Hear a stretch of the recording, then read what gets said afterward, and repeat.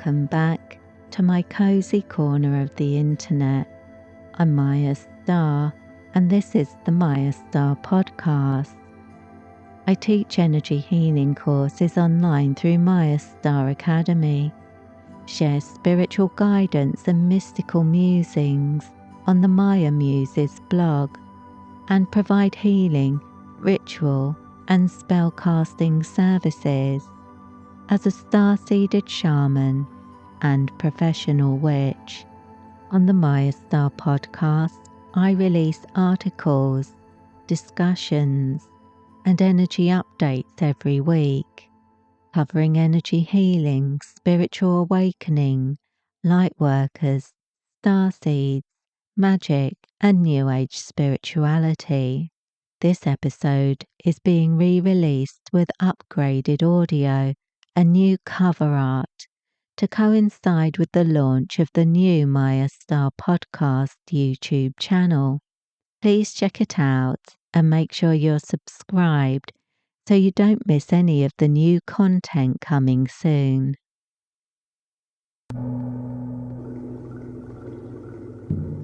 And welcome back to my cozy corner of the internet.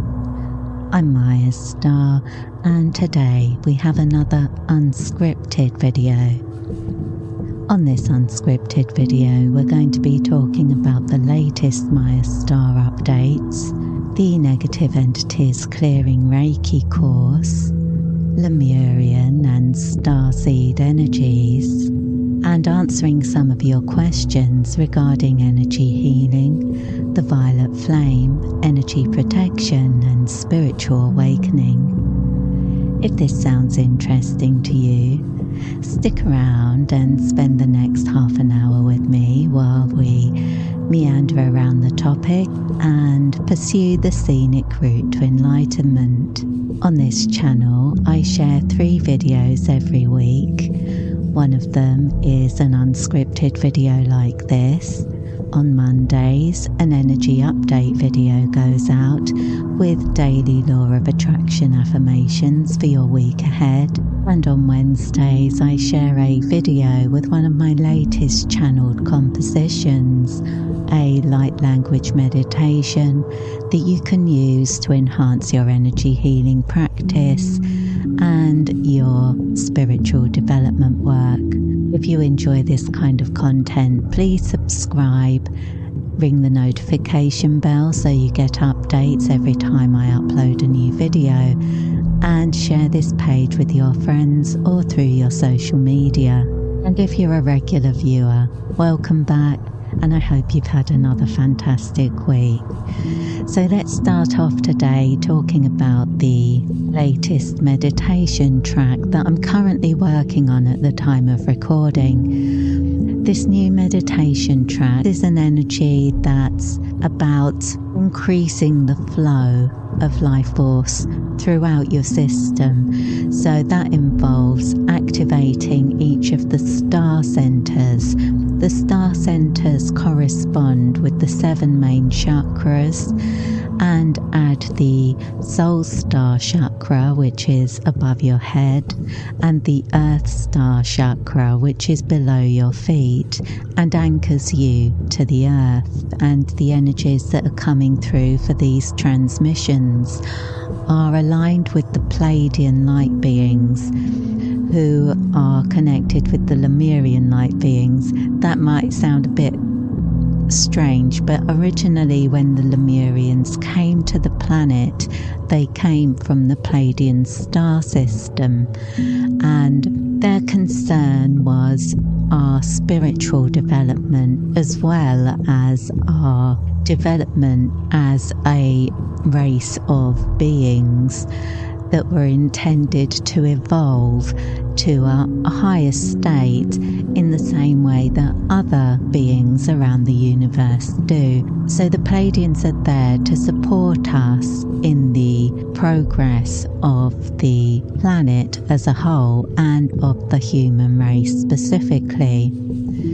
And originally this work was carried out from the continent of Lemuria. And where the Pleiadians originally came to the planet, they weren't always in a physical incarnation. They operated primarily as energy beings, because, as I say, they were more concerned with our spiritual aspects than our physical aspects, although these two became mingled over time as the Lemurians worked increasingly at lower vibrations in order to manifest those high frequency energies in ways that were accessible to a biological organism like us. And this work meant that the Pleiadians also had to adjust their energy frequency regularly, change their levels of consciousness and where their focus would be on the planet or back with their star tribe on their home planet, so to speak. So when we connect with the Pleiadians, that allows us to take on those high frequency energies that come to us from the star people, and the Lemurians are almost like earth guardians. You could almost think of them as being something like the elemental beings, the fairies. They're very protective and they are very much like us. And when you connect with them, that's what you tend to experience, a light being that has a very human quality, much more than, say, when you're connecting with angels. They can seem quite alien, and to some people the Pleiadians can also seem very alien.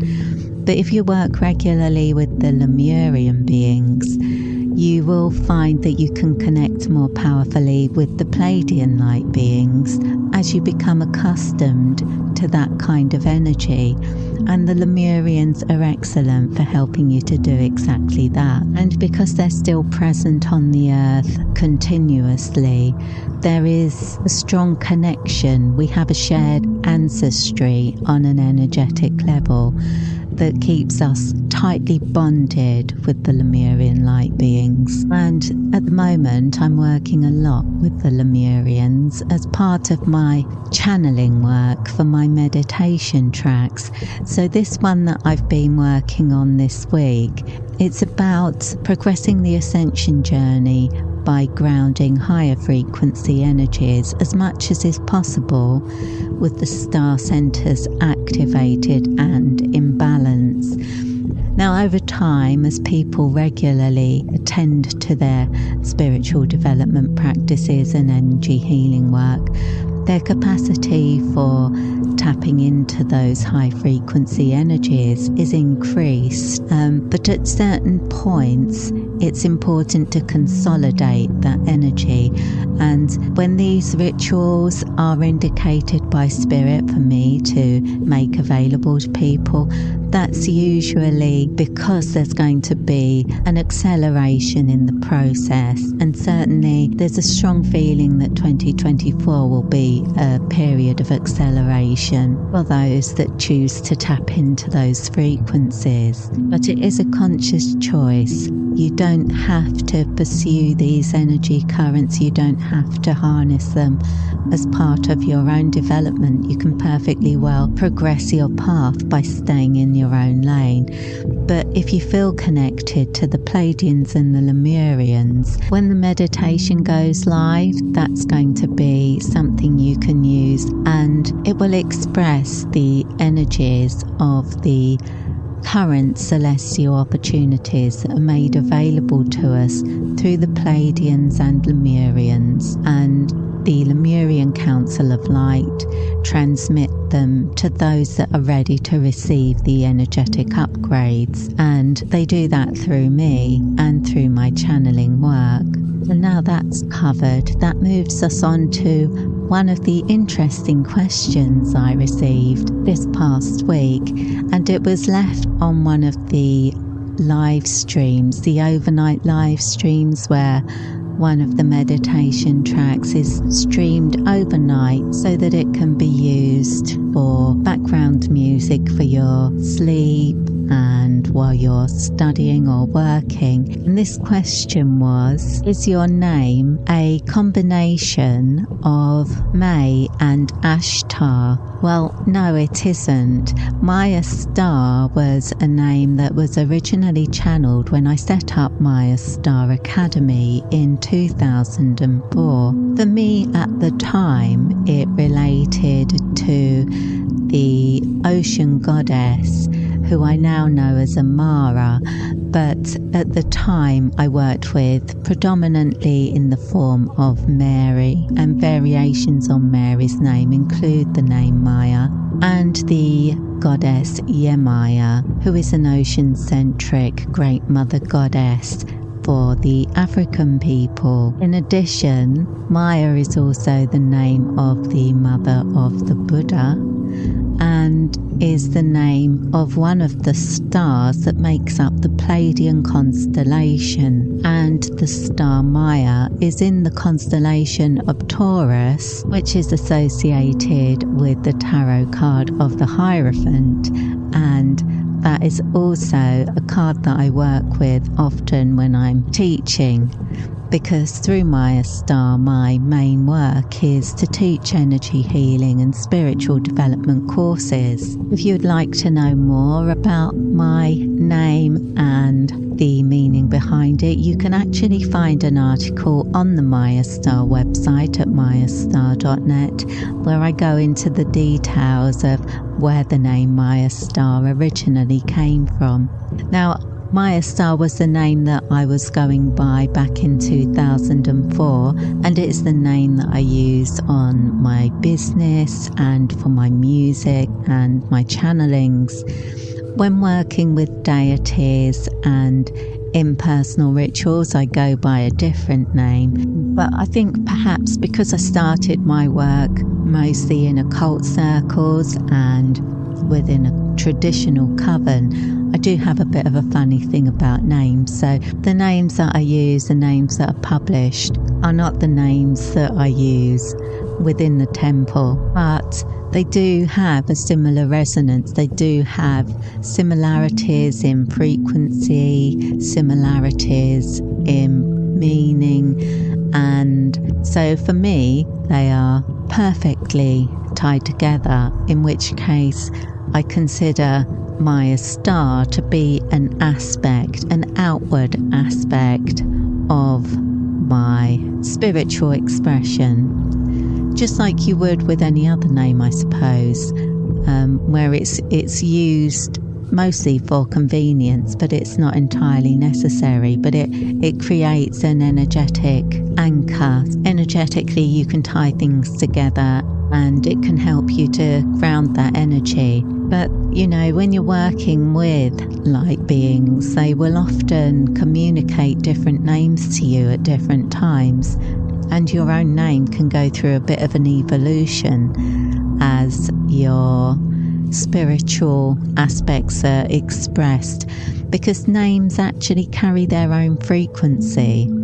And so that's why when you think about the ancient medieval magicians and the practices they would use, tricking demons into giving them their real names so they could exert influence over them and that kind of thing. So now, names have always been known to be very important, and even in Hindu tradition, names are credited as having unique vibrations, and the name of a sacred being is therefore considered part of that being, and by using the name as a mantra, you bring that energy closer to you, meaning that you can connect with a deity simply by chanting its name, or variations on its name, or some of the seed sounds that make up the name. And for those who don't know who Ashtar is considered in the capacity of a sort of ascended master being, but as an extraterrestrial, often connected with Pleiadians, although not originating from the Pleiades himself. he is credited as being able to give us guidance on how our spiritual evolution as a species is going and that kind of thing. He's sort of like an overseer. And while I work with a number of extraterrestrial guides, Ashtar isn't currently one of them. And the ones that I do work with are Pleiadian. Because of the connection with the Lemurians, that's always been the way that I've been most connected to the star people through the Pleiadians. And now let's move on to some of your questions. I had quite an interesting one here. I don't want to mess it up by not expressing this question properly, so I may read this one out, okay? I've been working with the violet flame for years, but recently I've noticed that sometimes the energy comes through as gold rather than violet. Do I need to be attuned again? And I thought this was very interesting because this is an experience that quite a few people have with the violet flame, that sometimes the energy comes through gold or with flecks of gold within the violet flame energy. And it's not unusual. And it's perfectly okay. You don't need to be reattuned to it. And it may just be that at the time, that is the frequency of energy that you needed to connect with. And the way I see it is, if you think of how a normal fire looks, a normal flame, you have a mixture of colours depending on where the heat is, where it's most intense. So you can get bits that look bright yellow, bits that look almost white, and bits that look orange or red. But it's all part of the same fire, it's all part of the same energy. And this phenomenon occurring with violet flame energy, I see it in a similar way. When you think of the violet flame, allow it to have some variation. It's not all one uniform colour. So it can be that parts of it are more intense, parts of it have different colours reflected, and gold is one of those colours that is reflected within the violet flame. So it doesn't mean there's something wrong with the energy. It doesn't mean that it's becoming diluted over time or anything, or that you need to be reattuned. Although you can be reattuned. If you want to be reattuned to a system, that's perfectly okay. But it's usually more to do with sending the message to your conscious mind that you've been reattuned, so that your conscious mind can then realign with your unconscious mind and allow that energy to flow without so many doubts or worries or anything like that. The only time I think that's really important is if you haven't worked with the energy for a long time. So when you go to work with it again, you find yourself feeling a little bit doubtful because you're not used to the frequency and you're not sure if you're doing it right. And in those circumstances, being reattuned to the energy can resolve those energetic blocks, your resistance to that energy, and allow the flow to continue properly. So although it's not exactly necessary on an energetic level, it's not necessary. Psychologically, I think it can be very helpful for some people at certain times. And I've also had some people who like to be reattuned to a particular system on a semi-regular basis because they find the attunement so healing. And that it seems to be especially the case for the violet flame and Kundalini Reiki, for no obvious reason other than that I suppose perhaps they are energies that people go back to over and over again over time because they are so versatile. So yeah, you don't need to be reattuned, but there isn't anything stopping you from being reattuned if you feel that it's necessary. But seeing gold within the violet flame is nothing to be concerned about. And the final question was from somebody who moved into a new flat a while ago, but within the last year. And they say that they feel there could be something energetically wrong with the place because they're experiencing mood changes, bad dreams and insomnia, and suffering with headaches. And although they've not experienced anything paranormal within the property, they are concerned that there could be something going on in the place that they need to sort out. Now, I've got a few things I would say about that. First of all, do make sure that there's nothing in the environment that's causing it. In case have you got new carpets that have been treated with chemicals and that sort of thing, causing headaches and insomnia? I think that's not very uncommon. If you've got new furniture, sometimes it can be giving off chemicals, and if you're a sensitive person, that could affect you. And other toxins in the environment, like any sort of mold or fire retardant chemicals on sofas, things like that, to look out for. But assuming it isn't anything like that, and it's nothing in a practical sense, like now you've moved house, you have to travel an extra 20 minutes to get to work, making your day that little bit longer, making you feel a little bit more burnt out. I mean, those sorts of things obviously can happen when somebody moves house. And there's also the stress of the move that can create problems. It can take you quite a while to adjust, not just on an energetic level, but emotionally as well. Moving house is a big deal. So give yourself some time for a start. I mean, don't beat yourself up if you're struggling, because a lot of things have changed in a short period of time. But at the same time, even if there are practical or physical causes for any of the issues you're currently facing, I do think that cleansing a property, mindfully using energy work to clear the energy of a home and maintain it, can help you to create more of a healthy environment for yourself, an energetically healthy environment. Because when it's set up properly, your home can act almost as a battery. It contains the energy that you fill it with. And if you fill it with positive energy that aligns with your intentions and your purpose, then whenever you return to your home, the space recharges you. And that's the ideal environment for you to live in.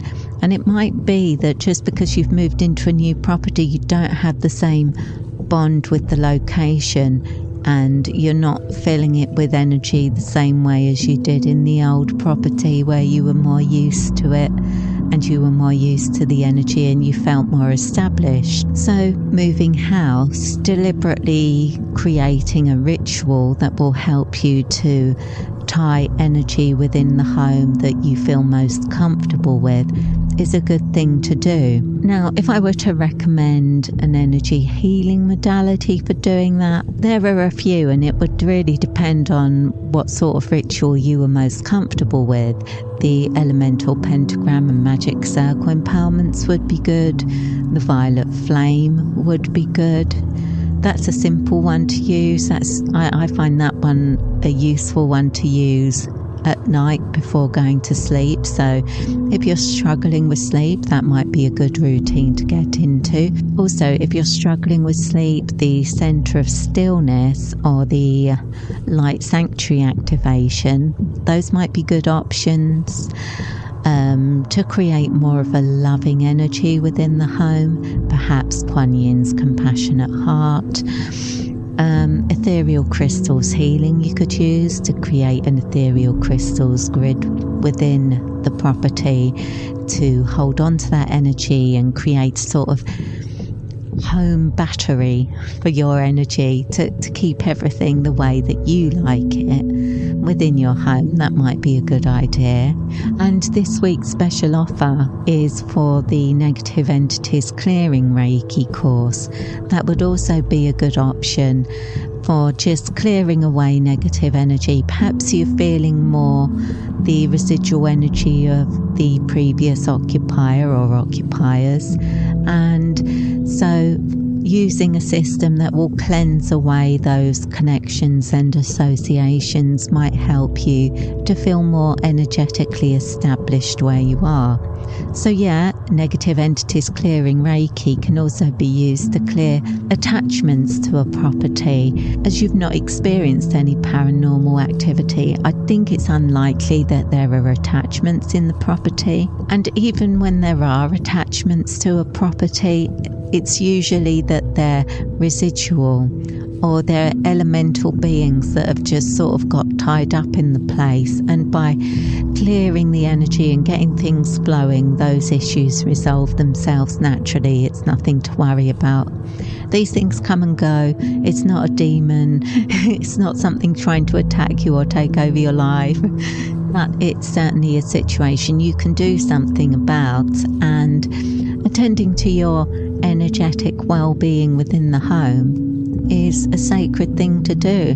Your home is a sacred space, so I think it's important to make some time for it and put some energy into it. And if you do it right, then your home supports your health, your healing journey, and your spiritual development. It becomes a sacred space where you can relax and feel supported by your own energy. So yeah, if you set it up right, your home can be vital in your healing practice. And the final question this week is from somebody who has just started taking the Wheel of Light Starseed Activations courses through Mayastar, which you can find on the Starseed Energies course category menu. And these are single attunement courses that all have their unique meditations to accompany them for activating the energy and working with it. And each of the courses, each of the attunements also includes a light language mantra, which has been channeled through the Lemurian goddess Amara as part of it. So if you want to develop a skill in working with light language, specifically Lemurian light language, these courses are a good way to get started, and that was why they started taking the courses, and they're enjoying them very much. But they also wanted to know, how can they bring Lemurian energy into their daily lives in a practical way, not just using the mantras which they're using in the mornings, but how can they deepen their connection with the Lemurian light beings through their daily rituals. And my recommendation was to mindfully bring in the Lemurians whenever you're doing something creative, because creativity is a big part of the Lemurian culture. When I connect with the Lemurians, what I particularly notice is that they're far more centered around dreams, imagination, creativity, the arts, and intuitive pursuits. I mean, they are magical beings, so they are. You can connect with them through any sort of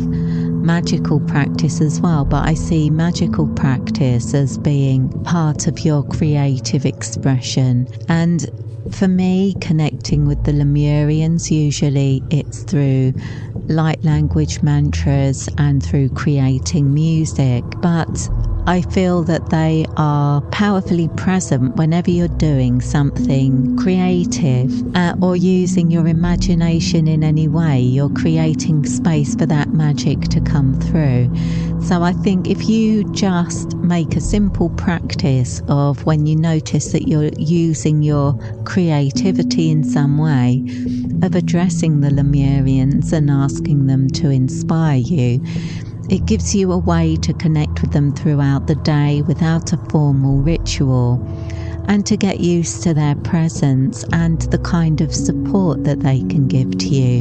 And as you're already using light language as your morning spiritual practice, the light language mantras, I think that's a good start to the day, because it starts you off mindfully connecting with the Lemurians first thing. So that makes it more likely that you'll connect with them later in the day, perhaps throughout the day, by bringing your mindset back to your morning meditation perhaps, or just repeating the mantra a few times to yourself, reminding yourself of their presence and their continued support. But I do think it's best if you want to work with an energy being, it becomes much more powerful when you put it into something practical. If you want to connect with the Lemurians, like for me, creating music means I'm taking some sort of action. The inspiration that comes to me, the energy that comes to me is translated through me into this world through some different medium, through some instrument, through my voice, through a mantra that's been received and channeled, and that kind of thing. And I could just as easily be painting or creating art of some kind and still expressing that energy, bringing it. I feel that this is the thing that the Lemurians are the strongest on, bringing through those high frequency energies into the physical world and expressing them in a unique way, because that's what the Lemurians were here for in the beginning. They were here to allow us to evolve as biological beings that are carrying, housing, and expressing the inspiration and promptings of a soul. So if you think of it like that, when you're looking for ways to connect with the Lemurians, think of how are you expressing your soul in that particular moment, and is there something you can do to make it a little bit more authentic and meaningful to you? I mean, you can't with every single activity. Don't try to do this like every time you go to get yourself a cup of coffee from Starbucks.